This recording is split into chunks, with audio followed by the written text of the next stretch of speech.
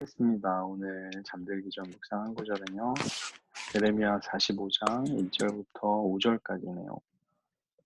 저 영철 홍규 지운 히라 이렇게 읽겠습니다.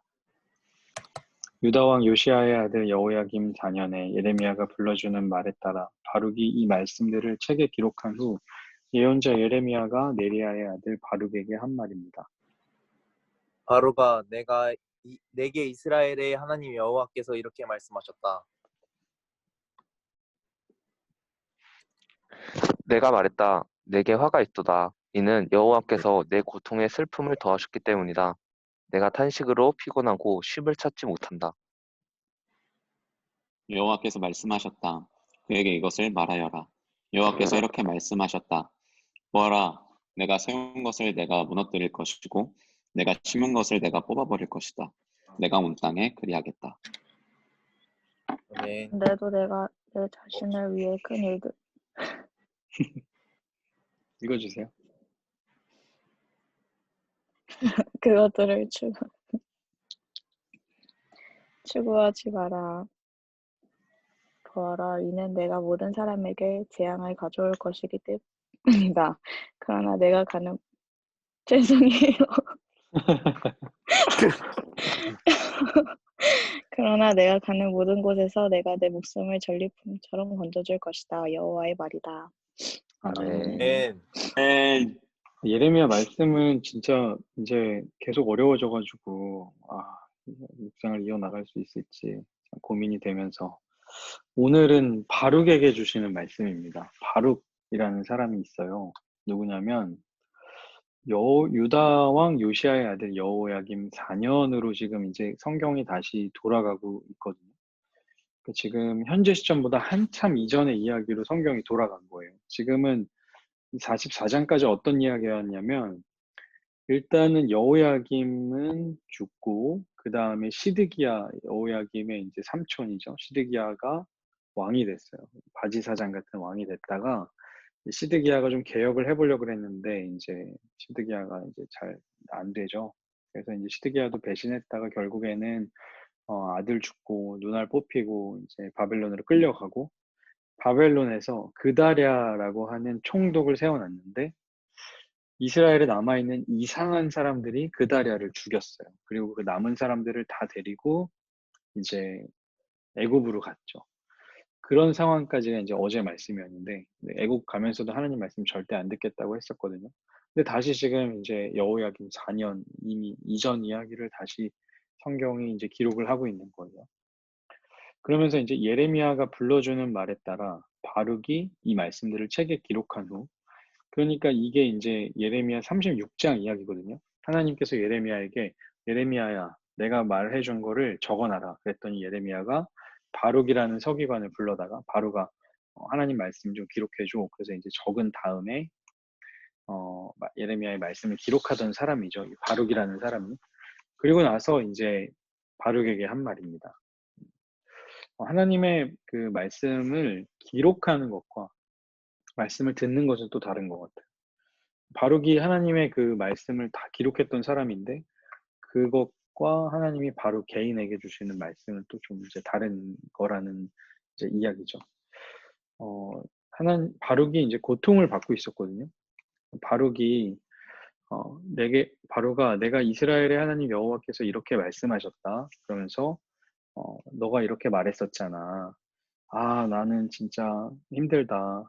여호와께서 내 고통에 슬픔을 더하셨기 때문이다. 내가 탄식으로 피곤하고 쉼을 찾지 못한다. 라고 너가 이렇게 이야기했었잖아. 라고 이제 시작을 하는 거예요. 바룩은 왜 고통을 받았을까요? 이스라엘이 멸망한다는 소식에 고통을 받았죠.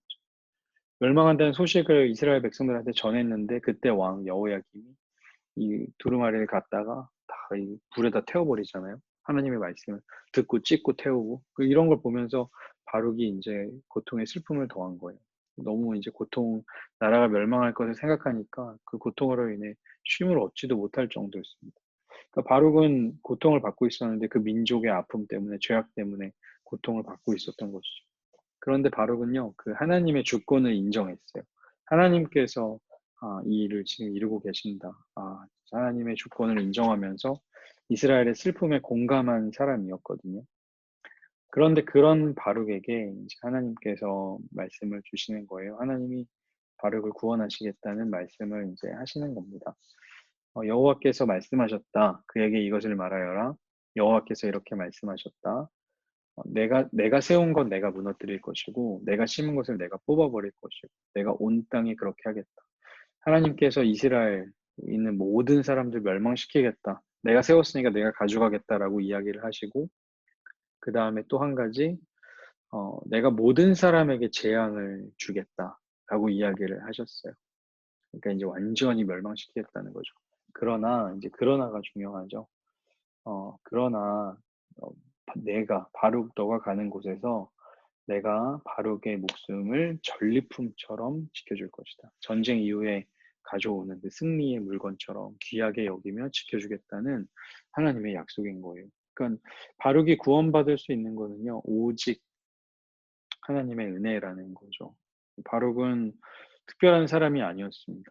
바룩이 뭐 대단한 사람이 아니고 하나님의 말씀에 애통하고 또 눈물을 흘리고 이스라엘의 멸망에 안타까워하던 사람이었는데 하나님께서 그 바룩을 지켜주시겠다고 약속하시는 거죠.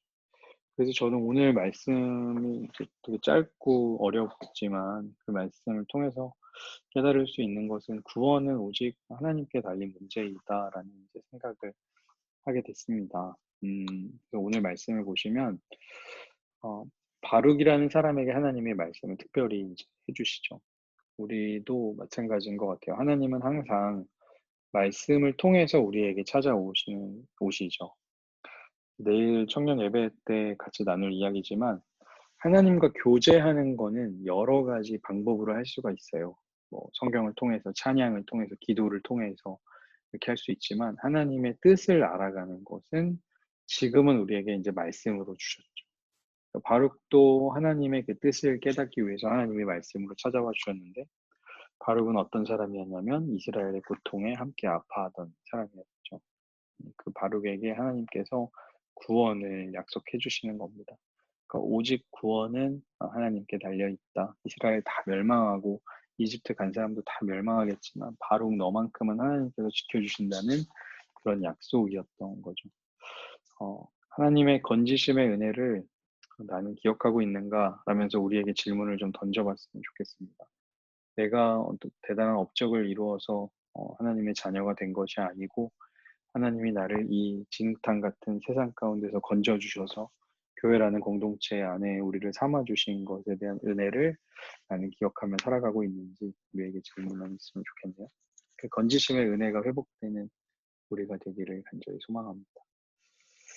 네, 우리 기도하고 마치겠습니다. 하나님 감사합니다. 바룩이라는 사람이 이스라엘에 멸망하고 포로로 끌려가고 또 이집트로 끌려가는 상황 가운데서 하나님께서 그를 지키시겠다고 약속해 주신 것처럼 우리의 삶도 온전히 하나님께 있음을 고백합니다.